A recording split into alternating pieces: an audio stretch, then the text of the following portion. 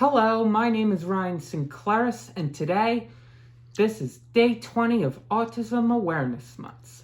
Today, we're going to talk about speech therapy. You know, I have a speech therapy in Princeton. Her name is Miss Marcy. Yes, that's your speech therapist. So I'm here with Ryan. You know, I got this Charlie Brown shirt for Easter. Yes, you're looking good. Thank you. What does Charlie Brown say all the time? This. Good grief. Very good. It's funny. It is. So speech therapy, we talked a little bit about it our last video, but we need to go into more detail about the purpose of speech therapy. And I want to start off by saying that schools do provide usually a once a week speech therapy, but it's our experience that if you can afford to do supplemental, to do a little more speech therapy, the end result is what you see right here. What is happening over here? Nothing. Everything okay? Yeah, I'm checking if All I right. don't have a hairpiece. Okay, a hairpiece. Yeah. I need a hairpiece. Your hair is No, fine. I have a piece of hair on my Oh, well, eyebrow. that's not a hairpiece. A hairpiece is a wig. It sits up here. Will Hello. you cut it out? All right, I will. You're So just when trying to when we started, the first speech therapist that we met was Miss Debbie Dono, right? Miss Dono. Yeah, Miss Dono. She was a speech teacher from a school I used to go to a long time ago when I was little. It was called Sunnybray Elementary School. And right around the same time, we had Miss Dono, who is wonderful and helped us and Ryan so much on this journey. We also were at an end. Our insurance coverage had run out for speech therapy at CHOP. Ryan is higher functioning, so we didn't qualify. I just had to You chill. doing a jig? What's happening? I just had to chill. All right, I thought maybe we were doing a dance number. I'm not. All right. So we were looking for someone, and we found Excuse me. I just burped. we found somebody in Bordentown who literally Pardon me. I Stop burped it. again. who had her shingle Oh, out, God, and I it can't said do autism so fun. therapy. We went to her for a little while. She was going for her doctorate and needed clinical hours, so we went with her for a while. And then that time had run out. And one of the things that Miss Dono had talked to us about is maybe looking for social groups for Ryan, because people with autism have a hard time understanding the social language. I'm just tired. All right, good.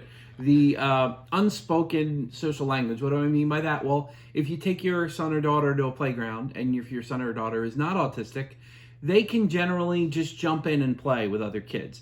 Autistic kids have a hard time doing that. They don't really understand what they're supposed to do, what they're not supposed to do. So the key component of speech therapy is helping them understand. And just like with anything else with autism, repetition is key. Learning again and again. The same way Ryan with his echolalia learns things over and over again, will repeat routines. He likes driving the same way. That navigational mindset is also important for speech therapy. So what speech therapists do is they try to create as many non-boring... What do you have to look at me for? I'm because just tired. You look so good with your hairpiece. Okay. Your speech therapist will try to create situations so that when people on the autism spectrum are presented in situations, they know what to say. They know how to continue, how to start a conversation and how to continue a conversation. So literally, I went and Googled social groups for autism. That was not a real yawn. That was a fake yawn. Stop fake yawning. Yeah. And we found this group in Princeton that had something called the Social Village, and it was the Princeton Speech Language and Learning Center. That was 10 years ago, and we're still with them today. But the great thing about them, what we've loved about them from day one, has been they didn't come in with an agenda or a program that they wanted to make us follow. One of the first things after Marcy Fontaine evaluated Ryan, one of the first things she said was he's not ready for a social group yet. He's still trying to express himself.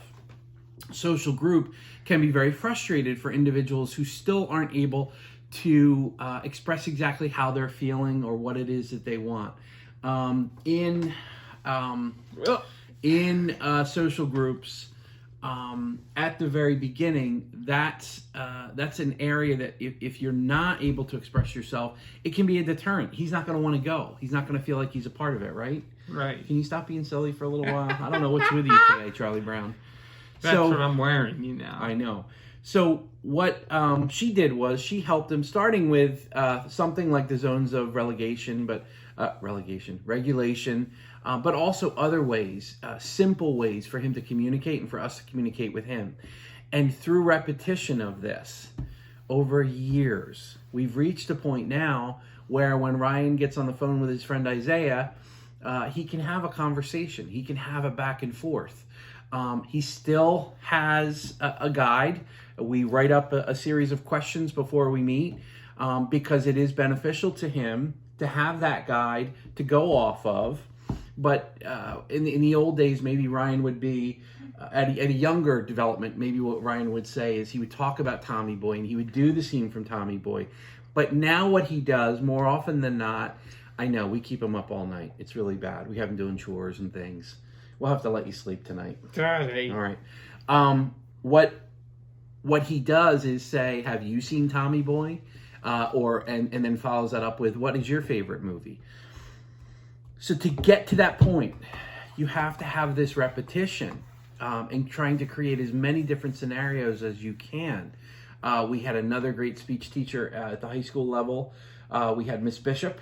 Yeah. And Miss Bishop was encouraging Ryan to be involved in a little more mature social dialogue, bringing in maybe she was someone who brought in kids who weren't on the autism spectrum for some of his therapies, or brought him out into the cafeteria to have him engage with other kids. What a lot of kids on the autism spectrum will do, especially at the high school, when Ryan is there, let's say with girls who he thinks are pretty, he might just stare and smile and not really know what to say. Smiling's my favorite. Smiling is your It's from Elf, you know. But make work your favorite, okay? That's your real favorite. But okay. But the thing that we learned and that he learned is just staring at somebody and smiling at them, can be uncomfortable. So that's another thing that Marcy has instilled in him from Children's Speech Language and Learning Center is perspective and understanding how would someone else feel if you did this or if you did that. It's this repetition over 10 years. In the summertime, when he doesn't have school, we're able to go twice a week. And she works on just again and again. And as parents and as family members, we want to have scenarios, especially when Ryan first arrives or when Ryan leaves. There's a routine. There are things he says to family members. As he gets comfortable over and over and over repeating things, he'll start to vary it. He'll start to say, like, for example, one of the things that Marcy has taught is when they first go in and they do like a check-in, sometimes she won't say anything. Right. What are you looking at me for? Okay, let's continue. Continue what? Our presentationing. What should we do? I don't know. All right, I don't either. Please, let's keep talking. What's going on? All right, what would you like to talk about? Well. What's your favorite part of speech therapy? Well. Or you want to talk about what you're doing now with speech therapy? Well. Here's something I do that I love in speech therapy. I meet a couple new friends like... Who are the two kids I know? Connor.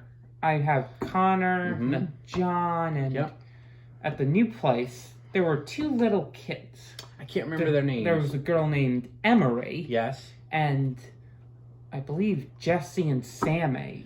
And that was the one. So what I did there was I had a gap in the conversation.